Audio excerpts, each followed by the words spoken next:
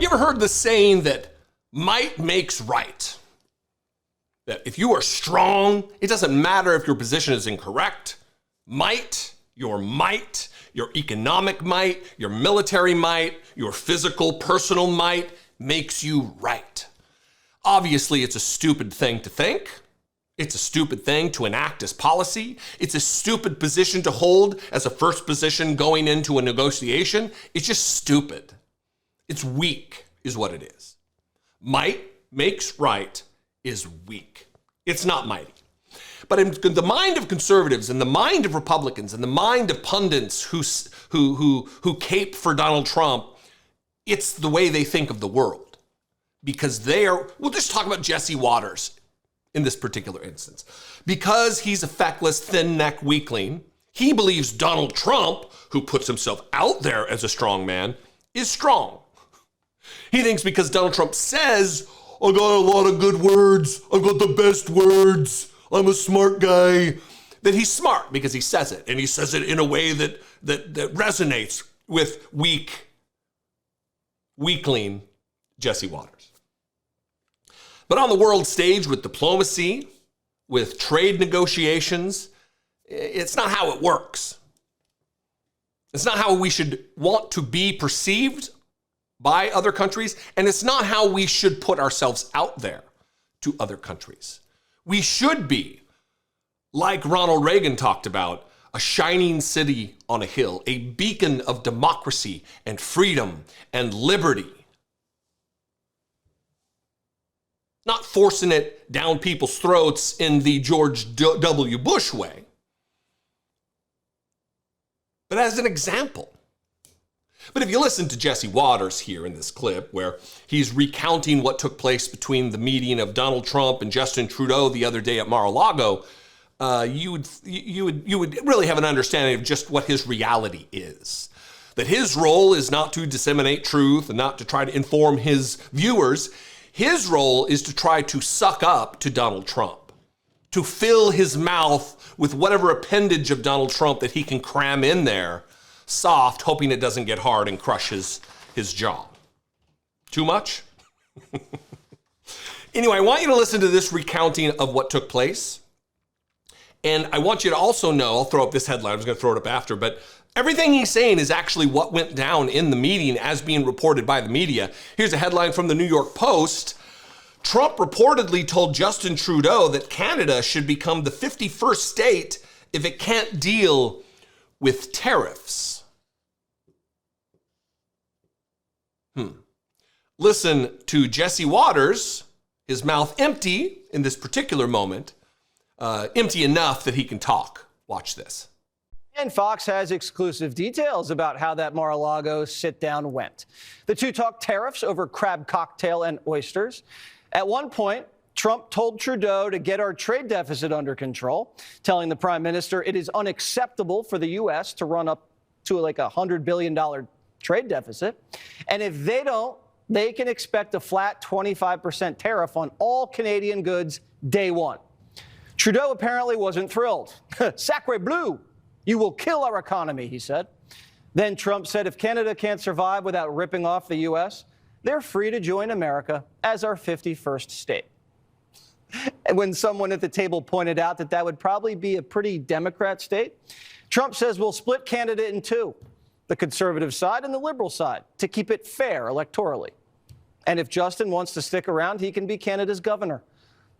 First of all, if you have a friend, I'm assuming you've got friends, do you treat them with disdain and disrespect? If a friend isn't as wealthy as you, do you lord it over them? Is that good friendship? Is that good allyship? Because Canada is one of our oldest, dearest allies. They are our literal neighbor. And Donald Trump, whether joking or not, is suggesting that you're so insignificant, Canada, Justin Trudeau, that you could be one of our states. And then as Jesse Waters says it, and if Justin wants to stick around, he could be Canada's governor.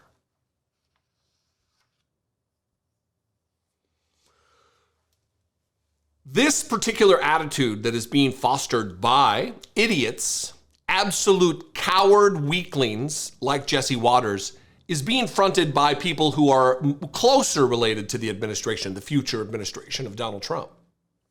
So much so that there is chatter now about the United Kingdom with Keir Starmer. They're going to have to pick a side.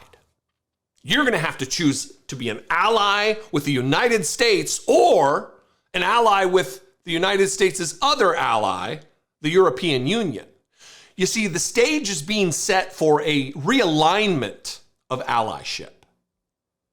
It's very clear that what they want is for the United States to be in league with countries like Russia, human rights violators like Russia, a stronger relationship with human rights violator Israel, a stronger relationship with Viktor Orban from Hungary, maybe even North Korea. And the conservative outlets in the United States are absolutely here for it. The networks that promote conspiracy theories on a 24/7 basis, like Fox News and Newsmax and OAN. Independent media like Steve Bannon, they're promoting this idea, forcing people like Keir Starmer to make this statement. So I want to be clear at the outset. Against the backdrop of these dangerous times, the idea that we must choose between our allies, that somehow we're with either America or Europe, is plain wrong. I reject it utterly. Attlee did not choose between allies. Churchill did not choose. The national interest demands that we work with both. You see, that is strength. That is actual diplomacy. He says, I don't have to choose. We can be allies with all of our friends. We can maintain relationships. That is responsible leadership, governance, which we're not going to, it might fall out of favor, but you shouldn't forget what it looks like, because that's it.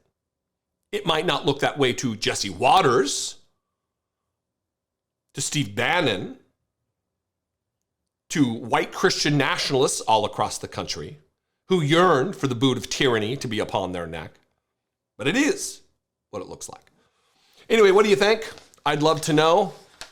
I don't usually go too deep in international relations, but it is an interest. I invite you to this conversation. Comment below. That'll help the algorithm share this channel with new possible subscribers and viewers. I would appreciate that. That's your contribution today. That would be awesome. You can also call on the voicemail line 714-576-4054. Of course, you can email me daily at dollemore.com. I'd love to see you there. And follow me on the social media. I'm on Blue Sky and just about everywhere else, no longer active on Twitter. I'm trying to say it as much as, maybe I'll say it for another week and then I'm going to probably deactivate my account. It's a hellscape. Anyway, at Dollemore, I'd love to see you there. I drifted off. Did you see me drift off? It happened. I love and appreciate you. I'll see you next time. Be genuine. Take care of one another.